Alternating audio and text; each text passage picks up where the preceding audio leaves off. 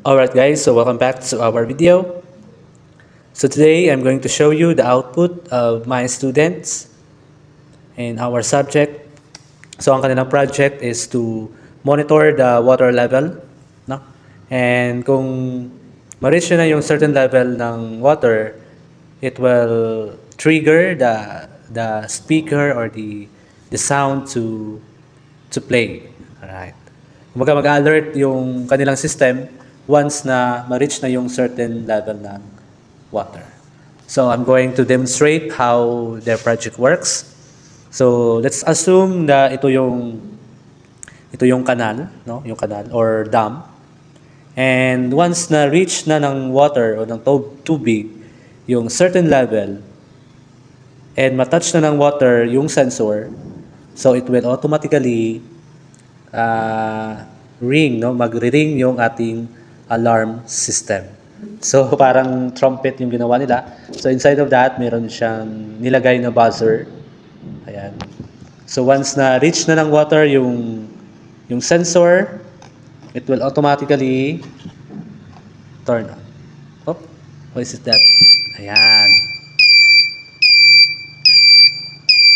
So nakita nyo? So nagsasound yung ating buzzer. So it means na-reach na ng water yung certain level ng dam. Kumbaga, mag-send na siya ng alert sa neighboring or neighborhood niya, for example. So, mag-alert siya o mag-alarm siya, it means na mataas na yung tubig at saka baka bumaha. No? Parang flood monitoring system siya.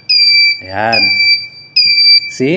Nakita ninyo? So, ayan. So, once na hindi na na-touch ng water yung sensor, mag-stop yung alarm. Right? So, again, let's put the sensor to the water. Ayan. Diba? So, napaka-helpful ng ganitong system, no? Especially sa mga flood zone area. So, mag-alert siya na malapit na bumaha o magbabaha na talaga. Ayan. See? Galing, no? Simple project lang ito pero napaka-helpful siya. Useful and ano yung ginamit nila na anong mga ginamit nila? So first, gumamit sila ng water sensor or water level sensor. Mabibili din ito sa Shopee. So, is-send ko lang yung link kung saan sila bumibili ng mga ganitong sensor or device. And also, gumamit din sila ng buzzer.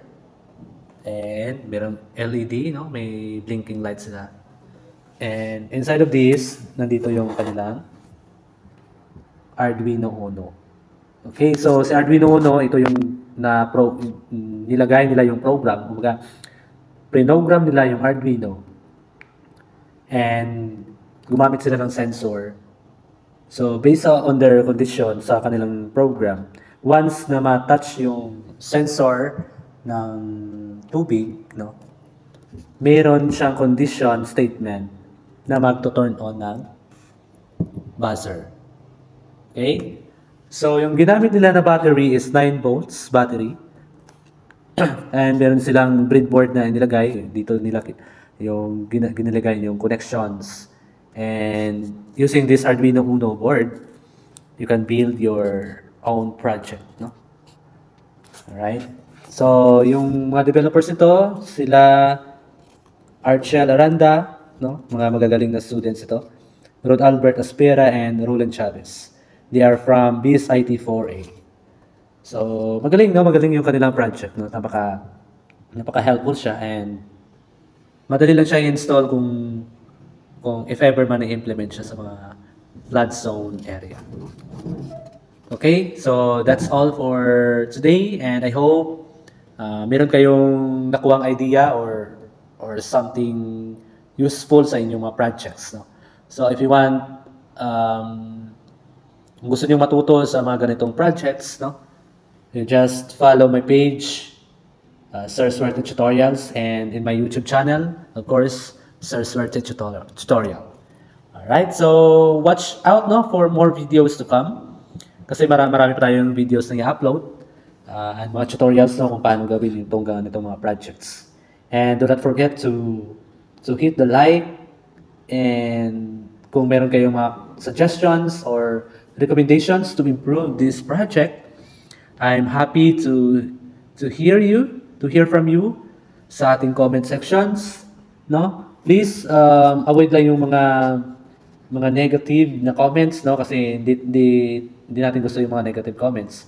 So I'd love to hear a suggestions to improve the project, just like that. Kasi gusto natin i-encourage yung mga students natin, no, na gumawa ng ganitong mga projects. Though na simple project lang. I know it is very simple lang, no, sa inyo, kung ma-experts na kayo, simple project lang ito. Pero sa ating mga students kasi is malaking bagay na ito sa kanila, no? Ma-imagine niyo na makagagawa sila ng ganitong mga projects, no? So I'm happy for that.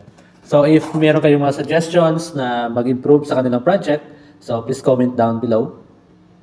And kung gusto niyo matuto ng programming or mga ganitong projects, no, just like and share my video para maka-help din sa mga students natin.